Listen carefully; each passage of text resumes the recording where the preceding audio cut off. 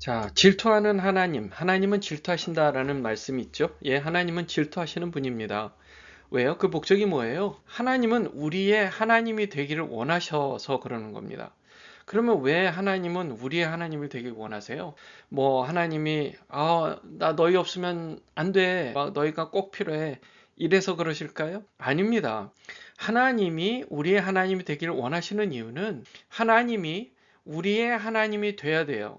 그래야 우리가 살아요. 우리가 하나님을 온전히 섬겨야 우리가 살아요. 그러니까 우리가 하나님을 온전히 섬기지 않으면 죽는 거예요. 사망입니다. 우리 마음에 하나님 말고 다른 것을 사랑하면 죽는 거예요. 끝이에요. 근데 다행히 하나님께서 우리가 그렇게 죄 많은 인생인데 그렇게 간사하고 하나님 앞에 가증스러운 존재인데 그런데 우리를 의롭게 하셨잖아요. 예수 그리스도 보혈의 피가 우리를 의롭게 하셨잖아요. 그래서 하나님과 살 수 있게 된 거예요. 만약에 그러지 않았으면요, 우리는 그냥 끝이에요. 그 이유를 오늘 본문의 말씀을 통해서 한번 보겠습니다. 에스겔 시대에 이런 사람들이 많았어요. 어떤 사람이냐면 마음의 우상을 섬기면서 하나님의 선지자를 찾아간 사람들이 있어요. 이 선지자들을 왜 찾아가요? 왜요? 여러 우상신들 중에 하나로 생각하고 뭐 하러 가요? 점치러 가는 거예요. 하나님 앞에 나가는 이유가 뭐라고요? 점치러요. 앞으로 내가 이거를 원하는데 이걸 갖고 싶은데 가능할까? 어떻게 될까? 앞으로의 미래는 어떻게 될까? 궁금하니까 하나님의 선지자들을 찾아가는 거예요. 그런 사람들이 있었어요. 이스라엘 족속과 이스라엘 가운데 거류하는 외국인 중에 누구든지 나를 떠나고 자기 우상을 마음에 들이며 죄악의 걸림돌을 자기 앞에 두고 자기를 위하여 내게 묻고자 하여 선지자에게 가는 모든 자에게는 나 여호와가 친히 응답하여 그 사람을 대적하여 선지자를 찾아가는데 마음이 우상이 있는 거예요. 우상을 마음에 들여요. 그리고 죄악의 걸림돌을 앞에 두어요. 그런데 하나님을 찾아요. 선지자를 찾아요. 엄청나게 가증스러운 거죠. 하나님을 어떻게 보고 하나님의 존재를 마치 점치는 그런 무당 정도로 보고 하나님을 찾아가요. 그런데 더욱 놀라운 것은요. 하나님이 친히 그들의 질문에 응답을 하신다는 거예요. 세상에 우상을 섬기는 마음으로 하나님 앞에 나왔는데 그들에게 응답을 하신다는 거예요. 기도를 하면 대답을 해주신다는 거예요. 그런데 응답은 하시는데 그 사람을 대적하여 그들을 놀라움과 표징과 속담거리가 되게 하여 내 백성 가운데서 끊으리니 내가 여호와인 줄을 너희가 알리라. 아이고 이게 무슨 말이에요. 응답은 하시는데 그 사람을 대적한다는 거예요. 그들을 놀라움과 표징과 속담거리가 되게 한다는 거예요. 그들의 인생을 완전히 무너뜨림으로써 본보기, 이그젬플을 만든다는 거예요. 그러므로서 나머지 사람들이 역시 하나님은 살아계신 분이구나 라는 것을 알게 하신다는 거예요. 내가 여호와인 줄을 너희가 알게 하리라 라는 겁니다. 하나님께서요 그러면 어떻게 응답하신다는 말씀이세요? 이 사람들이요 마음의 우상을 품었고 그런데 불구하고 하나님의 선지자를 찾아와요. 그리고 궁금한 걸 물어봐요. 아이고 이게 어떻게 우리 자식이 앞으로 어떻게 될지 좀 얘기를 해주시겠어요? 대학에 들어갈까요? 좋은 직장을 가질까요? 장수할까요? 부모를 잘 섬길까요? 뭐 이런 질문들을 하니까 만일 선지자가 그 얘기를 듣고 유혹을 받고 말하면 유혹을 받고 이 말이 뭐예요?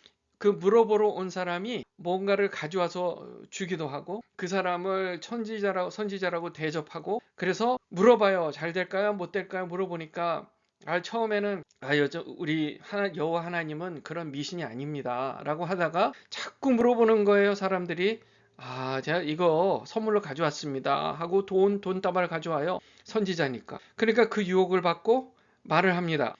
그런데요, 하나님께서요, 그 선지자를 유혹을 받게 하신 거예요. 하나님께서 그렇게 하신 거예요. 내가 손을 펴서 내 백성 이스라엘 가운데서 그를 멸할 것이라 선지자의 죄악과 그에게 묻는 자의 죄악이 같은즉 각각 자기의 죄악을 담당하리니. 그러니까 유혹에 넘어가서 하나님을 똑같이 선지자도 똑같이 하나님을 멸시하고 그 가증스러운 마음으로 가증스러운 질문을 하러 온 사람과 똑같이 하나님을 멸시한 그 선지자도 똑같이 하나님께서 멸할 것이라는 겁니다.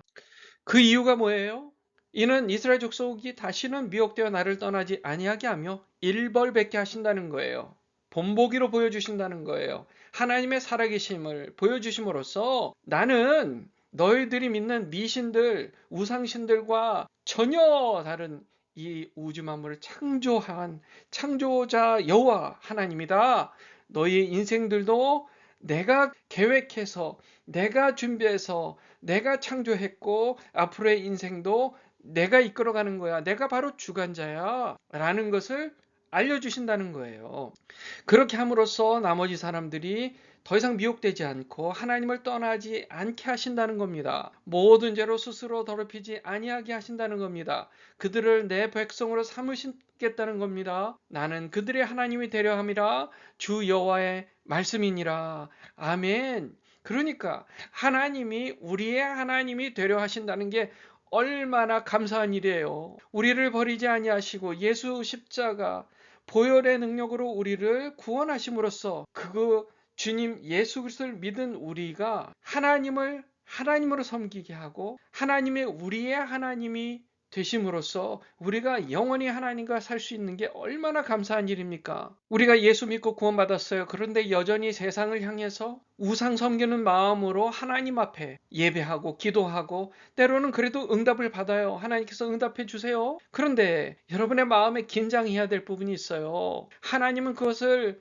가증스러워 하신다는 거예요. 6절 말씀에요. 모든 가증한 것을 떠나라라는 말씀 나와요. 여기서 가증스럽다는 것은요. 좀 보고 있기에 너무 구역질 난다는 뜻이에요. 하나님 보시기에요. 마음속은 세상을 사랑하면서 하나님 앞에 나와서 예배한다고, 하나님을 찬양한다고, 하나님의 말씀 믿는다고 그렇게 예배전에 나와 있는 것은 하나님이 보시기에, 사람은 모르죠. 마음속에 숨겨있는 마음을. 그런데 하나님 보시기에 구역질이 날 정도로 혐오스럽다는 얘기예요. 가증스럽다는 얘기가 그겁니다. 그러므로 우리가 그런 사람이 되어서 하나님의 마음을 아프게 하지 않기 위해서는 우리 마음속을 들여다봐야 돼요. 우리 마음속을 들여다보면서 이렇게 질문해 보세요. 하나님 응답은 받지만 여전히 하나님보다 하나님 선물을 더 사모하고 있지는 않는가? 내가 예배하고 기도는 하지만 마음속에는 세상을 사랑하는 마음으로 우상을 섬기고 있지는 않는가? 하나님보다 더 사랑하는 것이 있지는 않는가? 그 질문을 이 아침에 하시면서 여러분 기도하시며 주여 제 마음속에 하나님보다 더 사랑하고 더 좋아하는 게 있음을 고백합니다. 솔직하게 정직하게 하나님과 기도함으로 하나님과 깊이 만나시는 복된 시간 되시기를 주님의 이름으로 축원합니다.